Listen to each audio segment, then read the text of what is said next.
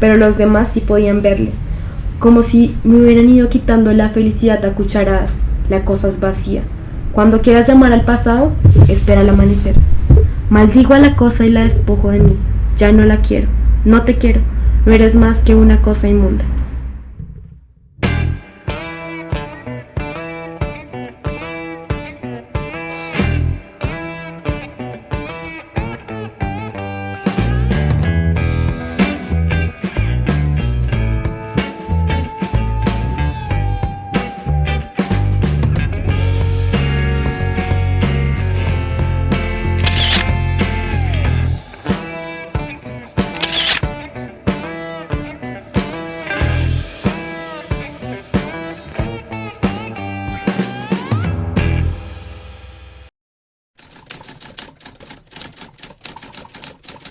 ¿Cómo vamos de visajes?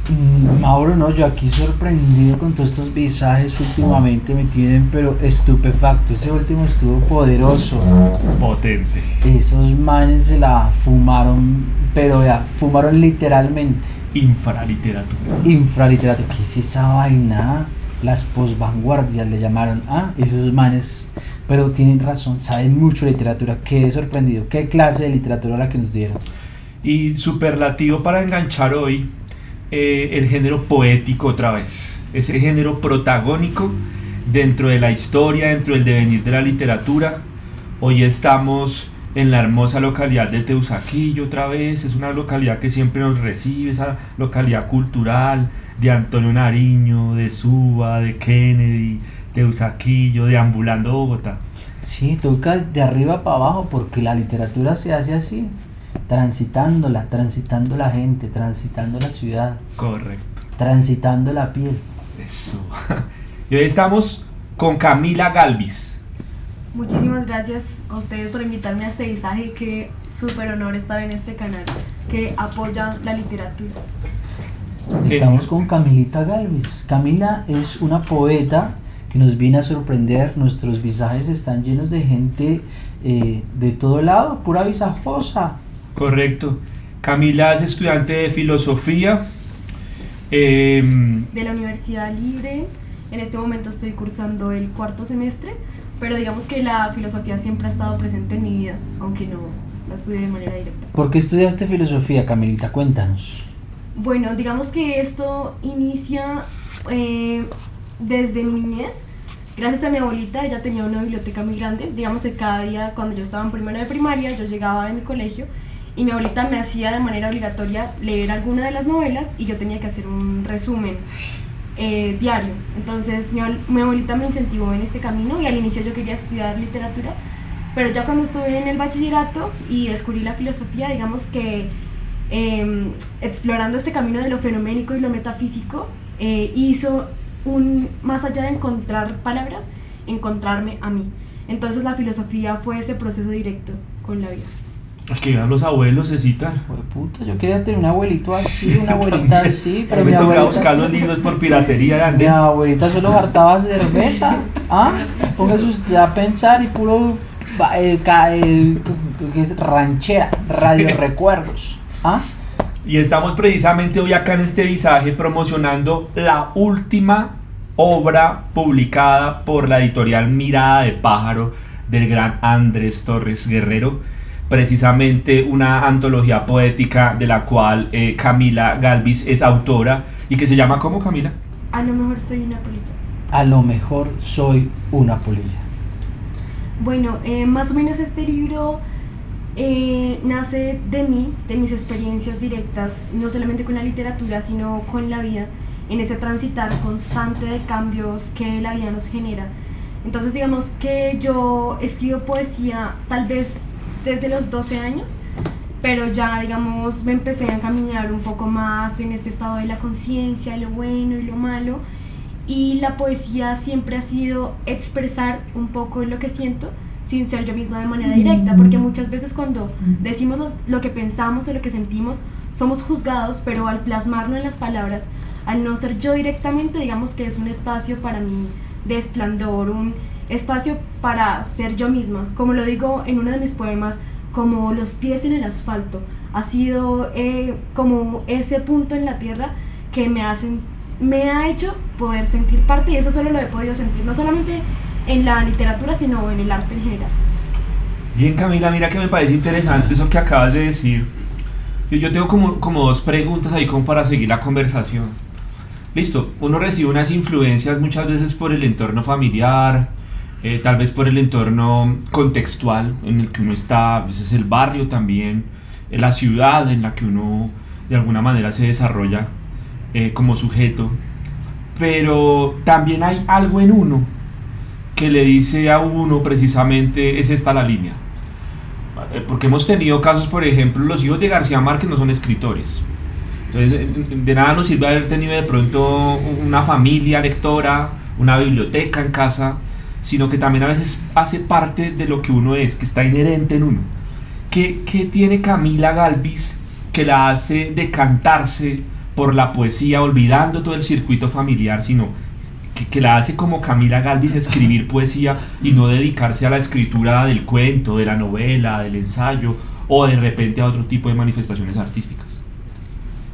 Mira, más o menos lo pensaba así como de la manera epistemológica, cosas que sabemos que existen como el ser, la nada, el tiempo, pero que no las podemos ver de manera directa con nuestros sentidos, sino que es una experiencia. Y para mí así es la poesía, una experiencia completa de lo que son mis sentidos, mi ser, muchas veces pensando también en otros, en las experiencias. Recuerdo mucho también, uno empieza a sentir cercanía con cosas. Entonces recordaba mucho en el tiempo de primaria que a uno en el colegio lo hacían leer pequeños cuentillos. Entonces recuerdo mucho a José Asunción Silva. Y me acuerdo de un poema ahora mismo que se llama como mi mamá, Adriana, y yo lo leía y sentía esa conexión porque hubo un tiempo en el que yo tuve que estar lejos de mi mamá. Entonces sentía cómo las palabras nos pueden hacer vivir experiencias, no solamente sentimientos. Camila, a mí me sorprende, Mauricio, la propiedad de Camila cuando nos habla y me salta la curiosidad. Camila, ¿cuántos años tienes? En este momento tengo 20 años. Tiene 20 años, come años, pero escuchar a Camila me hace acordar de mis estudiantes. Y supo que conseguí trabajo, ¿no, Mauricio? Sí, y que 2 años cabe sin cabello, ¿no? No, pues, pucha, qué ladradera la que tuve. Ah, imagínense. Yo ya estaba pensando que estabas metido como en ciertos negocios ilícitos y este man de dónde está sacando la plata para vivir. Puro visaje, eso por visajes no da para nada, hermano. Eso que solo perdemos tiempo y plata. Tiempo no.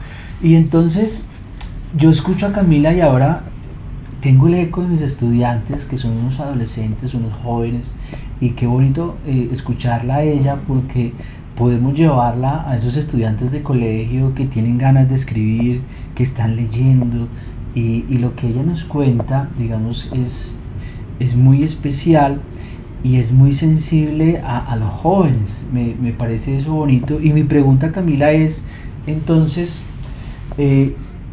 la literatura, la poesía, aparece a ti, digamos, por un legado familiar, pero cuando tú empiezas a notar que, bueno, yo como que voy a tomarme esto en serio y voy a escribir en serio y voy a escribir un libro en serio, ¿cuándo aparece esa apuesta literaria? Decir, bueno, me voy a poner a escribir porque yo creo que soy buena, y aparece y te lanzas al agua a escribir tu primer volumen de poesías.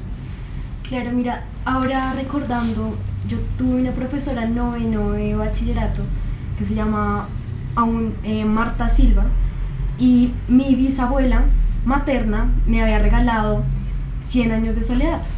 Digamos que yo ya lo había hojeado, mirado, pero nunca lo había detallado. Y esta profesora nos dice, en vacaciones y en este tiempo van a leer 100 años de soledad. A mí me dio por leer el libro y digamos que yo quedé de cierta manera atrapada en eso que Gabriel García Márquez representa como realismo mágico, y cómo las cosas a veces que creemos imaginarias se vuelven reales porque se vuelven parte de nosotros. Entonces más o menos en este proceso, digamos, me empieza a gustar mucho y participo en un concurso de cuento que se llamaba La Presentación Cuenta allá en San Gil, Santander, y este concurso lo gano. Digamos, me acuerdo que lo escribí sobre la Segunda Guerra Mundial porque siempre me ha gustado también asemejar las cosas a la realidad y a los sentimientos que pueden hacerse también comunes, porque la idea es también que las personas se sientan representadas con mis palabras. Y más allá también es una invitación a que si usted tiene un sentimiento y es demasiado fuerte, no sabe dónde ponerlo, usted busca, quisiera sacarse el dolor del pecho y ponerlo en un lugar, ese lugar puede ser el papel. Y usted puede ver esa cosa desde otra perspectiva, como diría Aristóteles, un ver viéndose, porque es un ver desde otros ojos, pero también son sus ojos, como una perspectiva totalmente diferente de lo que se es. Qué pilera esto, hermano. Yo estoy acá, pero haciendo cátedra. Sí, total. Un ver viéndose, qué bonito, ¿no? Y mira que Camila toca un tema que me parece lindísimo, de un autor capital que es de nuestra literatura, de nuestro contexto, que es García Márquez. Y de una obra que ella misma cita, Cien años de soledad. Yo recuerdo mucho que García Márquez decía, cuando estaba escribiendo esta novela, que cuando estaba escribiendo Cien años de soledad, él sentía que se estaba inventando la literatura. Entonces es una cosa muy linda porque que la traigas, que eso tenga unos vasos comunicantes, unas conexiones, y yo creo que no solamente esa obra, sino un montón de obras que has leído también alrededor del asunto, porque para escribir un poemario o para escribir una obra literaria, sea del género que sea, pues uno tiene que tener unos elementos de lectura anteriores. Yo por lo menos subjetivamente no concibo un ejercicio de escritura, sino un ejercicio de lectura previo. Y ahí es donde va la pregunta que quiero hacerte antes de pasar a escuchar el contenido que tiene ese poemario, ese poemario que ustedes allá visajosos tienen que leerse. Eso es una cosa indiscutible, y es qué escritores o qué escritoras también, porque ahorita tenemos una fuerza muy potente en la escritura femenina, cuando ellas por fin pueden llegar, salir y mostrar, porque la sociedad ya se lo permite, porque sabemos claramente que hubo tiempos históricos en los que eso no era permitido, tristemente, pero que ahora hay mucho ejercicio de escritura femenina. ¿Qué escritoras, qué escritores leyó Camila para decir, oiga, me gusta el estilo acá, me gusta el detalle acá, oiga, mire esta influencia que puedo tomar acá del contenido, en el género que yo quiero escribir? ¿Quiénes son esos nombres y qué categorías de esos nombres tú extrajiste para escribir poesía? Me gusta mucho esta pregunta. Mira que pensaba mucho en una novela que se llama La cárcel de Jesús Zárate, que ganó el Premio Planeta en 1972. Esta novela es para mí fundamental y crucial en mi vida, porque recuerdo mucho que en esta novela el personaje principal, sin cometer un crimen, va a la cárcel, y luego, pues es un spoiler por si no lo han leído, la cosa es que él comete un crimen en la cárcel y luego es liberado. Y él hace en esta novela, utiliza recursos como libertad, conciencia. Entonces en este tiempo, digamos, yo pensaba, claro, él decía algo como: nuestra propia libertad nos hace presos, nuestras propias decisiones, lo mismo que nosotros algún día tomamos, luego nos genera la angustia, y no podemos culpar a nadie más sino a nosotros, porque lo mejor cuando cometemos un error es culpar a los demás, porque es más fácil que culparnos a nosotros mismos. Entonces en este tiempo yo, con esta ideología de ser presa de mí y cómo en las palabras yo puedo expresarlo y liberarme completamente. Luego, una autora que me encanta es Alejandra Pizarro. Siento que ella representa completamente lo que es la sentimentalidad en los versos y cómo uno se puede sentir representado, porque digo, hay personas que escriben poesía y no es precisamente así lírica, sino canciones. Pensaba mucho en Julio Jaramillo, un autor que me encanta, me hace sentir inspirada, me hace sentir identificada, que es una cosa que admiro demasiado. Y luego lo que me sucede demasiado ya en el ámbito filosófico es que uno lee, digamos, autores que son demasiado completos en mi perspectiva, como Hegel, como Sartre, que nos hacen ver, digamos, la vida de una manera diferente, sino no como algo subjetivo, sino como algo colectivo que se puede construir, transformar y mejorar. Aquí estamos ante una Sor Juana Inés de la Cruz chiquita. Me hace acordar de Sor Juana Inés de la Cruz. Camila, yo vuelvo a la pregunta para pasar a tu poemario, y es entonces, ¿cuándo tomas la decisión de empezar a escribir ese poemario? ¿Cuándo tomas esa determinación de empezar a escribir ese poemario? ¿Y qué te llevó a escribir? Bueno, digamos que siempre han sido las situaciones de la vida las mismas que me han entregado como una inspiración para plasmar las palabras. Y yo ya tenía, digamos, muchos poemas, como se los comenté, desde los dos escribiendo, todo este proceso, pero digamos que siempre hay una inseguridad y es en mostrar lo que uno es y que no guste, porque claro, yo lo puedo mostrar y el problema siempre es como la aceptación, que uno quiere ser aceptado, visto, digamos, y la persona que me hizo quitar mucho este miedo es Andrés Torres, y él fue la persona que me dijo directamente como, hey Camila, tú escribes muy bien, deberías plasmar estas cosas físicamente en un libro, recopilando todo lo que tú eres y lo bien que escribes. Entonces digamos que este fue el encamine y este ha sido la persona que me ha ayudado a la realización de este libro. Ese Andresito es un descubridor de talentos. Sí, absoluto. Es un descubridor de talentos y creo que deberían seguirle la pista a Andresito Torres, ¿no? Para los que quieran, comuníquense con Andresito y él les da una buena valoración de lo que están escribiendo. Me parece que es un buen lector y es una persona además muy abierta, ¿no? Mirada de Pájaro Editores, esa editorial que acá en Entre Visajes prácticamente es una editorial hermana que nosotros hemos también cubierto en muchos visajes anteriores de producciones poéticas que la editorial ha sacado en cabeza de Andrés Torres Guerrero. Y yo quiero preguntarle a Camila, precisamente para esos visajosos que nos están viendo allá del otro lado, porque tenemos una buena comunidad ya de visajosos suscritos al canal, una poeta de 20 años, ¿sí?, que ha tenido un ejercicio de lectura previo bastante interesante, robusto incluso en lo que ya nos ha venido acá como mostrando de alguna manera. ¿Por qué seguirle creyendo a la poesía? Creo que el consejo de una poeta de 20 años para los visajosos que están del otro lado: ¿por qué seguir apostándole a la literatura? ¿Por qué seguir apostándole a la poesía? ¿Por qué es tan importante este género, sobre todo en el hoy? Claro, mira, yo siento que hoy en día hay muchas cosas de las que participamos, pero no somos parte. ¿Y cómo sabemos que somos parte de una cosa? Porque algo en nuestro interior, en nuestro ser, en nuestro espíritu, se siente lleno, se siente completo, se siente satisfecho.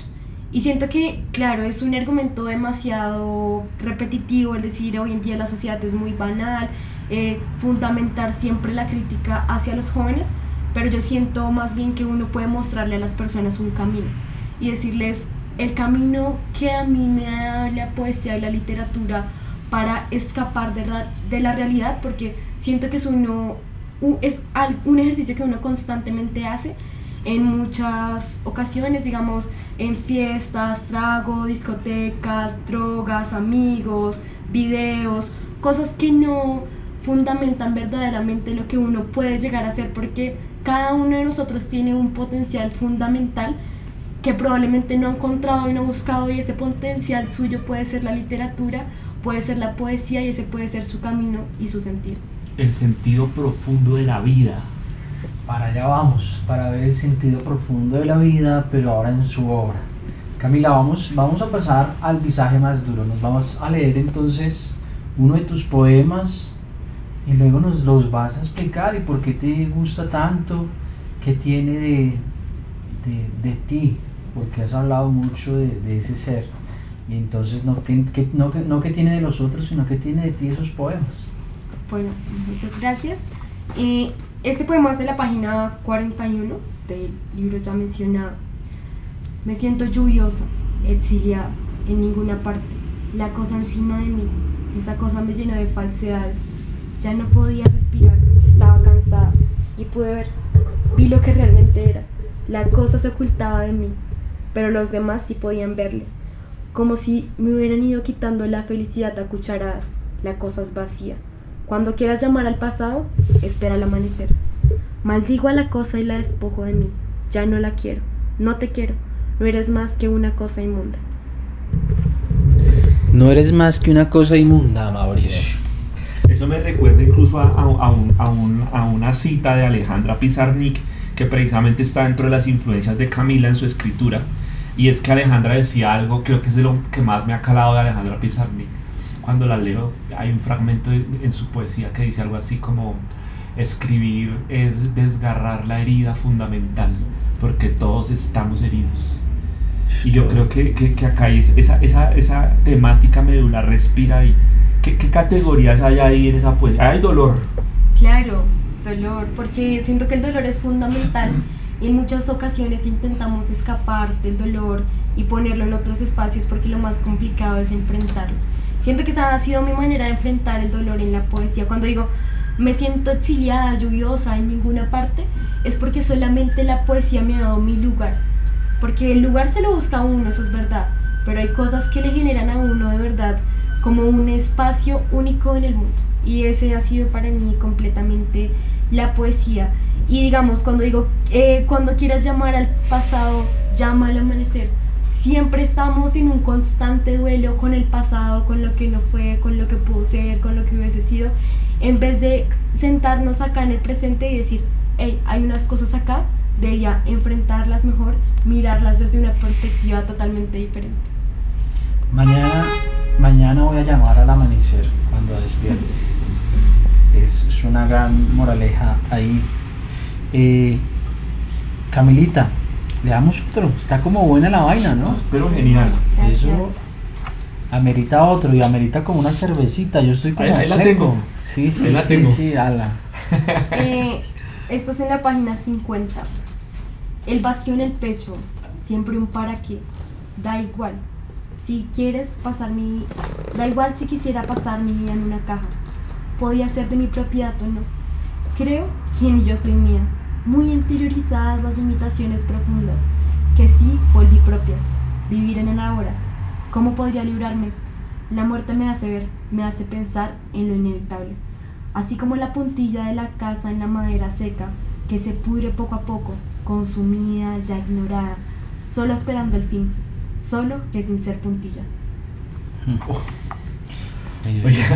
Me hizo acordar cuando nosotros en la casa desbaratábamos la enramada donde uno vivía porque íbamos a construir luego con bloque la pieza, el cuarto, y lo que uno sacaba siempre era puntillas viejas, acabadas.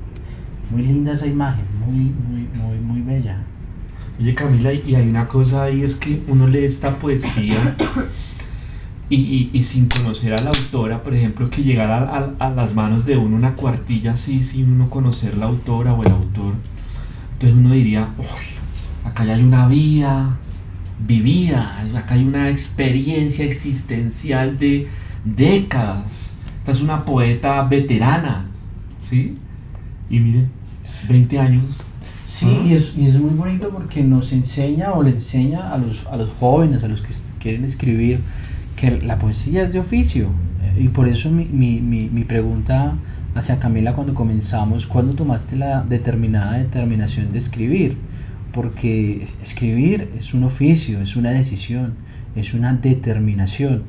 Y si bien, como Mauricio lo señala, son 20 años, qué febril la mirada, ¿cierto? Como dice el tango. Lo que nos está mostrando ella es que la poesía requiere oficio, ¿cierto? Que las experiencias están, pero las experiencias también se construyen, y ese es el oficio del poeta. Oye Camila, esta es una puntada visajosa que se me acabó de ocurrir. Eso. Vamos a hacer una pregunta en perspectiva, allá hacia el futuro, hacia el mañana. Camila Gálvez toma su poemario que escribió a los 20 años, pero ella ya tiene 40, y echa una mirada a ese pasado del que tanto hablas. ¿Qué ves tú? Hagamos la proyección, ¿sí? ¿Valió la pena ese arrojarse al abismo? ¿Valió la pena tomar la determinada determinación? Porque Borges decía, la ópera prima de un poeta puede ser el lanzamiento con catapulta hacia la cima, o puede ser el no volver a escribir jamás. Este es el punto de partida de una poeta que va a seguir produciendo cuando tú de repente te relees nuevamente. ¿Estos son los poemas que tú quieres publicar realmente? Mira, me acuerdo mucho que una vez Andrés me preguntó que si yo quería dedicar el libro a alguien. Y yo le dije, yo me quiero dedicar el libro a mí. porque es un libro que ha sido únicamente mío, y no sé si suena egocéntrico o ególatra o lo que sea, pero yo sé que yo, Camila, soy mi mayor fan. Yo leo mis poemas y yo los siento tan míos y tan propios y tan reales y tan conscientes que me encantan. O sea, yo los leo y, mejor dicho, soy mi mayor fan, porque yo siempre trato de también enfatizar en algunos temas que yo sé que pueden ser comunes, digamos como la muerte, que yo sé que a todos nos viene la muerte de manera inevitable, pero siempre es un miedo constante. Cuando uno tiene el duelo de perder a un ser querido, una persona, sea en la vida o en la muerte, es un acto complicado de ser y de servir. Entonces digo, la poesía es el camino para cualquier situación, para la felicidad, para la tristeza, para la alegría, para lo bueno, para lo malo, para el futuro, para el pasado. Es una perspectiva completamente de cualquier persona. Y el que escribe es... Cecita, póngale cuidado a algo que ella acaba de decir, porque creo que hay una ruta. Yo leí, cuando empecé a escribir, a creerme el que yo también podía escribir, leí un poema de Charles Bukowski, tan fusilado, a veces tan maltratado por las mismas redes y por los mismos falsos Bukowskis hoy de Chorro de Quevedo. Pero Bukowski tiene un poema brutal, que es una brújula para un escritor. Y es un poema que tiene como título una pregunta. La pregunta es: ¿así que quieres ser escritor? Esa es la pregunta del poema, así se llama el poema. Uno lee ese poema y al final uno dice sí o no. Y Camila apunta a algo que me parece genial, y es que Bukowski en la médula de ese poema dice: el primero que se tiene que conquistar a sí mismo cuando escribe es el mismo escritor. Si yo logro autoconquistarme y decir, eso era lo que yo quería, eso se va a publicación y no me importa el que me vaya a leer después. Eso me parece una genialidad. No sé si lo has leído. No, pero un apunte demasiado bueno, y un poeta también además demasiado bueno y demasiado preciso. No, para ir cerrando, Camilita, no, otro poema y mejor dicho, porque ya de aquí ya salimos a seguir leyendo poesía, ¿no? A seguir con visajes de la ciudad. Absolutamente. Camilita. Listo. Esto es en la página número 13. Un dolor que no me deja actuar en el mundo. Pertenece al formato. Incisiva mirada. Ese abrazo absurdo. El peso total de la existencia. Un acto dramático. Ojalá hubiese sido solo uno, bastante sátiro, drama y sucesiva tragedia, pero no sale de mi cama. Vi en mi consciente, en todo su esplendor, la marea sube, un susurro que se volvió escupitajo. Ya no voy a proclamar, solo sugerir. No se debería mentir si todos vamos a fallecer. Ave María, sin pecado concebido, María Santísima.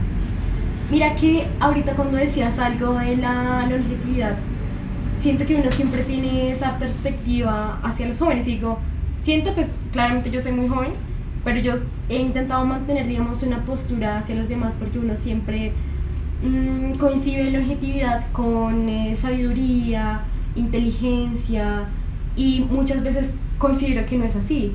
Conozco personas demasiado sabias, porque ser sabio es una cosa diferente a ser inteligente, porque el sabio comparte, el sabio quiere inspirar, el sabio quiere también compartir el conocimiento. Entonces, yo digo, muchas veces uno se limita mucho a interactuar con los jóvenes, y lo veo mucho a veces en los padres, porque mis papás me tuvieron a mí muy jóvenes. Mi mamá quedó embarazada a los 17, mi papá tenía 16 años, entonces por ende yo he tenido padres muy jóvenes y por lo mismo pues hermanos. Y yo he participado fundamentalmente con mis hermanos, y siempre yo intento darles ese consejo como a los padres y a los adultos. Les digo, no solamente critiquen a los jóvenes, escúchenlos, porque el mundo cambia todos los días y uno no sabe ese cambio en que transita y qué es para los demás, porque cada persona es un mundo con experiencias totalmente diferentes, y no por ser diferentes significa que son menos importantes, porque cada uno tiene su lugar en el mundo y es importante. No, y a mí hágame el favor, hermano, y a los jóvenes me los deja quietos, porque en el visaje anterior lo habíamos hablado. Estos pelados que se dieron la pela hace un par de años y que se rompieron la piel y que murieron luchando por una serie de elementos que bien o mal vistos por ciertos sectores de la sociedad, salieron a luchar pragmáticamente.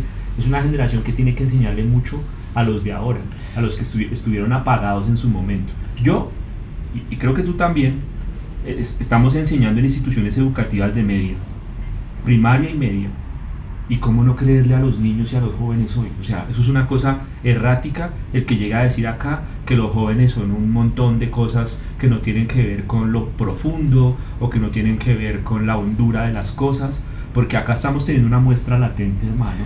Claro, y además de eso, Mauro, hay una cosa, en el visaje pasado se nos quedó por fuera un gran poeta que es Roque Dalton. No pudimos como conversar sobre ello, hubiera sido interesante, pero Roque Dalton es muy poco conocido primero, y segundo, cuando se habla de Roque Dalton la gente tiende a asociarlo con la revolución. Hay que ver la poesía de Roque Dalton para entender que él tuvo una historia, pero su historia con la poesía es mucho más extensa, mucho más infinita, y ese fue un joven que se rompió, eso fue un joven que dio su vida no por una revolución, sino al final fue por la poesía. Eso es tremendamente bello, la historia de Roque Dalton, y estos son jóvenes que están haciendo lo mismo. Lo que nos lee Camila nos sorprende, cómo van enfrentándose a la vida, cómo van abriéndose camino, y es interesante. Nuestros estudiantes los invitamos de verdad a seguir, y nosotros estamos ahí para apoyarlos, para creer en ellos. Y Camila, hay que seguirla rompiendo, hay que seguir escribiendo. Claro que sí, porque siendo así también uno de mis sueños en la vida es escribir mi novela, porque admiro demasiado ese formato de novela, también ese formato más o menos como de diario, o sea, ese diario, pero un diario también, porque uno, claro, uno escribe, pero uno también como que dice, hey, estas cosas sí, estas cosas no, esto ya, a veces las cosas llegan a ser demasiado personales, y ser demasiado sincero también da miedo, así como ser mentiroso. Ambos extremos dan bastante terror. Hey, visajosos, los invitamos a hacer polillas. Nosotros por lo menos hoy nos consideramos ya una polilla más. Gracias. Nosotros nos dedicaremos a sacar barriguita. Buenos visajosos. Chao, chao. Nos vemos en el próximo. Gracias. Chao, visajosos.